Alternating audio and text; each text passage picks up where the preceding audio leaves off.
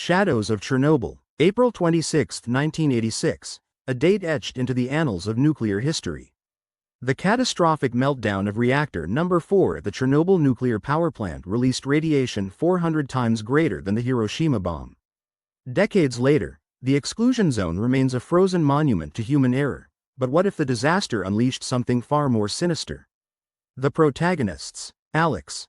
We infiltrate the zone at 0200 hours. Stay sharp.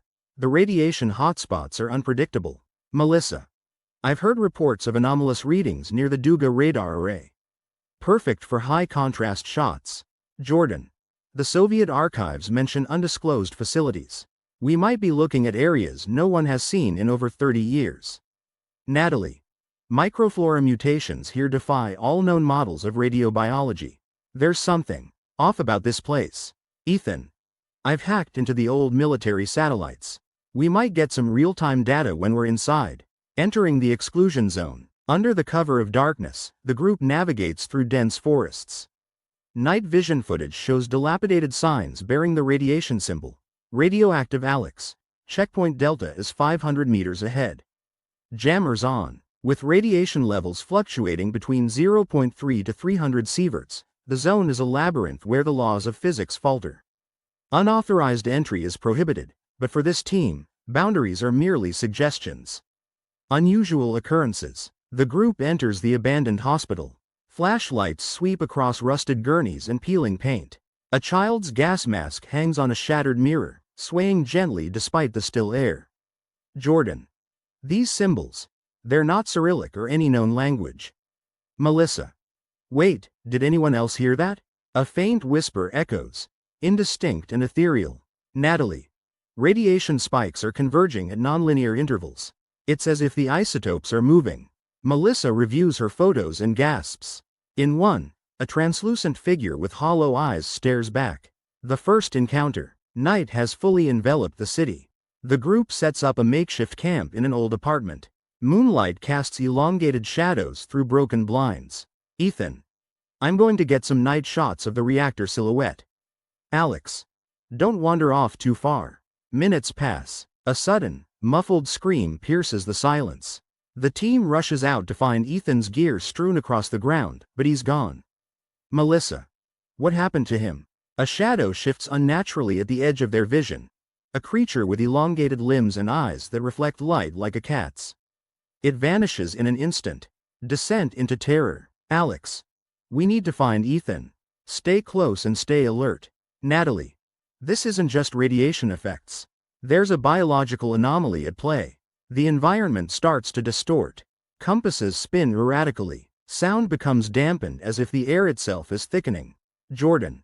Electromagnetic fields are off the charts. We're experiencing localized gravitational lensing. Unveiling the monsters. They enter a courtyard where several creatures roam. Mutated beyond recognition, some have multiple appendages. Others exhibit bioluminescence with glowing veins pulsing in eerie hues of blue and green. Natalie. These mutations are impossible. Radiation doesn't cause immediate macroscopic changes of this magnitude. Jordan. Unless. We're dealing with an extremophile pathogen accelerated by radiation, a nanoscale organism reordering host biology. One creature turns its gaze toward them, its multiple eyes blinking asynchronously. The abandoned laboratory. They find an obscured entrance beneath the overgrowth leading to an underground facility. The door creaks open to reveal a corridor lined with reinforced glass chambers. Ethan's voice.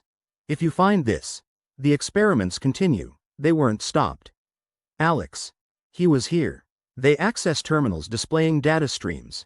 Gene editing experiments dated post-1986, defying all known international treaties. Natalie. CRISPR technology wasn't even conceptualized until 2012, but these logs are from 1987. They were decades ahead, or Jordan. Or someone, or something, provided advanced knowledge. Surveillance footage shows entities transforming, humans merging with biomechanical elements, screaming in agony as their DNA is rewritten. Increasing threats. Communications fail. The screen on Ethan's drone shows static interlaced with cryptic symbols. Melissa. Mayday, Mayday. We need immediate extraction. Voices answer back, but they're distorted replications of their own voices. Natalie. They're mimicking us. Auditory hallucinations can be induced by infrasound, but this is targeted. Alex. Everyone, focus. Don't listen to anything unless you see who's speaking. Sacrifices. As tension mounts, Jordan suddenly sees his late sister beckoning him down a corridor. Against the other's warnings, he follows the apparition. Melissa. Jordan, it's not real. A blood-curdling scream echoes, then silence. Alex. We can't let their manipulations divide us. Natalie. They're exploiting our neural pathways, using our memories against us. The escape plan. Alex. The control room in reactor number 4 might have a direct line to the outside. It's shielded. Maybe we can get a signal out. Melissa. Navigating the sarcophagus isn't exactly safe. The radiation levels there exceed 10,000 roentgens. Natalie. Our suits can hold for 15 minutes max. It's a risk we'll have to take. They fashion makeshift weapons and gear up, determination etched on their faces. Climactic confrontation. The approach to the power plant is fraught with obstacles. The ground cracks, releasing bursts of radioactive steam. Creatures swarm from all sides. Melissa. Go, I'll document this, to show the world. Alex. Melissa, we can't leave you. Melissa. This is my purpose. Now run. She activates the camera's flash in rapid succession, momentarily disorienting the creatures. Alex and Natalie sprint towards the control room. Inside, they frantically work to power up the ancient systems. Natalie reroutes the minimal residual power. Natalie. Capacitors are holding at 5%. It's now or never. Alex. This is Alex Mercer, identification Delta 59er. We are in need of immediate extraction at Chernobyl nuclear power plant control room.